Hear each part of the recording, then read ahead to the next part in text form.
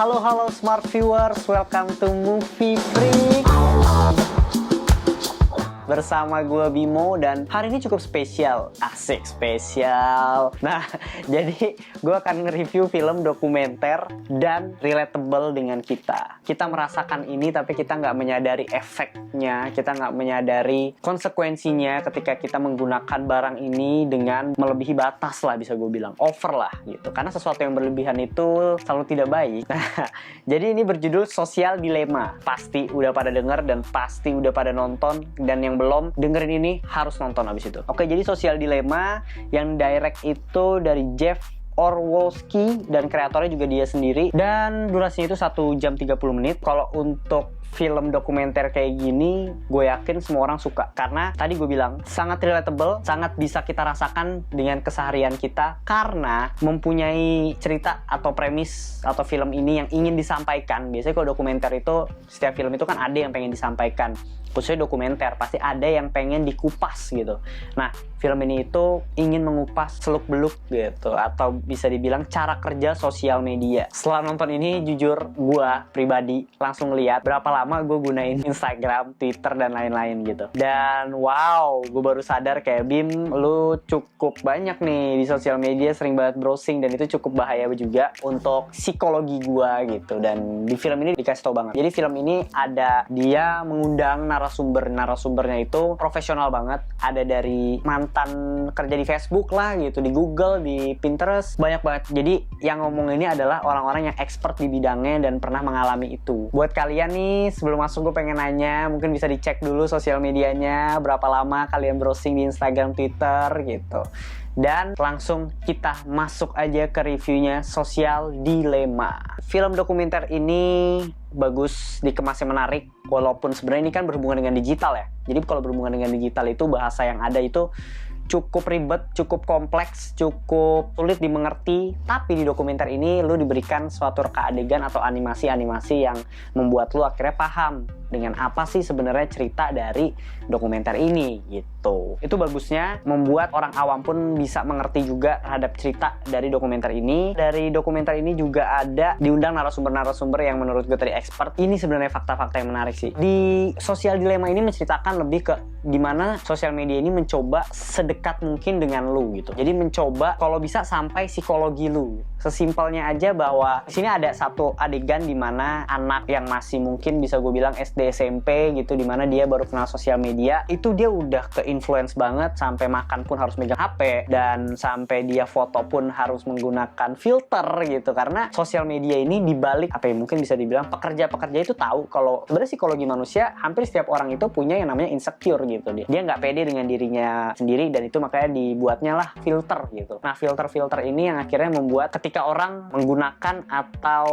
mungkin bisa gue bilang sedikit kecanduan terhadap hal itu, jadi dia tuh ketika menggunakan filter itu, intinya dia selalu menggunakan filter itu karena dia nggak pede dengan dirinya dia. Nah, itu di sini tuh digambarkan banget di dokumenter ini. Ada reka adegannya seorang anak kecil yang tadi gue bilang insecure sampai dia mecahin. Jadi HP-nya tuh pas makan ditaruh di satu tempat gitu sama ibunya, karena ibunya bilang ya kalau lagi makan nggak boleh megang HP gitu. Tapi sampai dipecahin sama dia, dan itu mungkin keadaan kita sekarang, keadaan anak-anak yang ada di dunia yang udah kecanduan banget sama yang namanya gadget, khususnya sosial media. Di sini juga dikasih tahu gimana cara kerjanya sosial media. Ketika kalian scroll Instagram feednya gitu, itu tuh nggak sekedar kalian scroll sebenarnya, itu tuh ada algoritmanya. Jadi mereka tuh udah men-setting, bisa gue bilang men-setting bahwa misalnya nih kalian tuh suka banget sama sepak bola gitu. Misalnya gue suka banget sama sepak bola gitu. Jadi pas gue scroll Instagram pasti yang keluar tuh ya si akun sepak bola ini terus gitu. Pas gue scroll bawahnya ada akun sepak bola lain, malah dia ada suggestionnya. Itu dia tuh bisa tahu, dia tuh bisa menyentuh psikologi kita.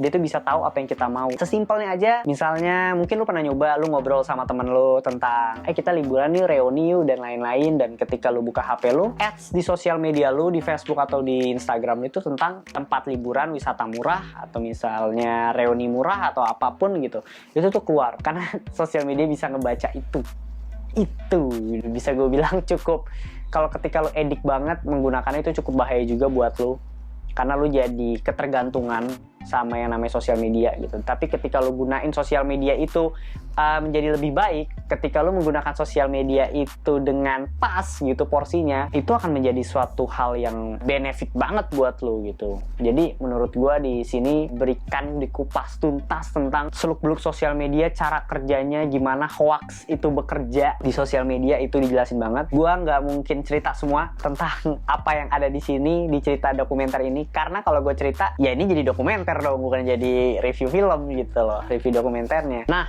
ada satu lagi nih sebenarnya yang menarik banget dari dokumenter ini, yaitu di dokumenter ini menjelaskan bahwa Facebook itu ada yang namanya departemen likes. Jadi departemen likes itu sendiri tuh ada departemennya. Tuh dia sampai gimana caranya bahwa tiap orang tuh dengan likes ini tuh suka, atau misalnya mementingkan setiap dia posting tuh harus ada yang like gitu. Nah, itu gimana caranya mereka mencoba menyentuh psikologi kita. Sesimpel aja di Twitter, kalau misalnya nge-like tuh kadang suka ada misalnya kayak waktu itu film Mulan yang lagi dia promosiin, ketika pakai hashtag Mulan itu pas kita like, di like-nya itu ada tulisan Mulan gitu. Nah, sesimpel itu, jadi orang mau nge-like. Nah, itu tuh sampai dipikirin sedetail itu untuk sedikit contoh tentang likes doang tuh sampai dipikirin sampai kayak gitunya. Di Sosial Dilema ini dibahas total tentang hal itu, dan menurut gua ini keren banget. Kalian bisa tahu kalau seandainya sosial media itu kerja kayak gimana, kalian bisa tahu dan kalian bisa berhati-hati sih sebenarnya dalam menggunakannya. Karena tujuannya sosial media dibuat itu, para pekerja di belakangnya, kita nggak bisa nyalain sih para pekerja di belakangnya, karena mereka juga mencari uang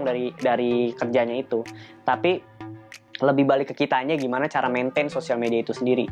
Nah, kalau tadi gue bilang para pekerjanya itu mencoba menyentuh psikologi kita, tujuannya mereka kita berlama-lama di sosial media. Nah, kalau misalnya kita udah bisa berlama-lama di sosial media, itu tuh kayak ya achievement bagi mereka atau keberhasilan mereka gitu. Tapi lama-lama di sosial media itu sebenarnya juga nggak bagus gitu. Bukannya ketika ads muncul kita beli produk, bukan itu. Maksudnya setiap kita gunain sosial media ada ads muncul, wih ada ini nih yang pengen kita beli, terus kita beli gitu. Tapi kita adalah produknya. Kita adalah produk yang dijual sama si platform-platform sosial media ini gitu.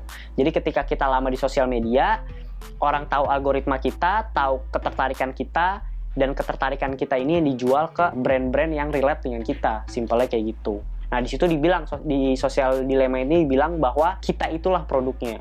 Nah, lebih lengkapnya lagi kenapa kita adalah produknya, itu kalian bisa nonton aja Sosial Dilema, ada di Netflix, durasi 1,5 jam. Itu nggak berasa banget. Untuk kalian yang mikir, aduh takutnya bahasanya digital banget nih, jangan takut, karena itu akan dikasih reka adegannya, akan dikasih se-grounded mungkin gitu loh, biar kalian tuh mengerti banget tentang si Sosial Dilema ini, tentang cara kerja Sosial Dilema ini gitu sih kurang lebih. Dan ratingnya dari gua itu 7/10 gitu. Itu menurut gue jadi satu dokumenter yang menarik banget, dan satu dokumenter yang sangat informatif banget. Dan kalau kalian mau nonton dokumenter lainnya yang kurang lebih tentang penggunaan sosial media dengan baik, mungkin bisa gue bilang cara kerja sosial media dengan baik, itu ada Don't Fuck With Cats gitu. Itu kalian bisa nonton di Netflix kalau seandainya kalian suka tentang digital-digital juga, tapi kalau itu lebih ke gimana cara mencari pembunuh menggunakan sosial media gitu kalau dari film yang dokumenter yang tadi gue sebutin. Segitu aja review dari gue. Jangan lupa like, subscribe, komen film apa nih yang mau dibahas, opini-opini kalian tentang Sosial Dilema ini, itu bisa langsung taruh di kolom komentar. Dan segitu aja review dari gue, Bimo, dan sampai ketemu di episode berikutnya. Bye!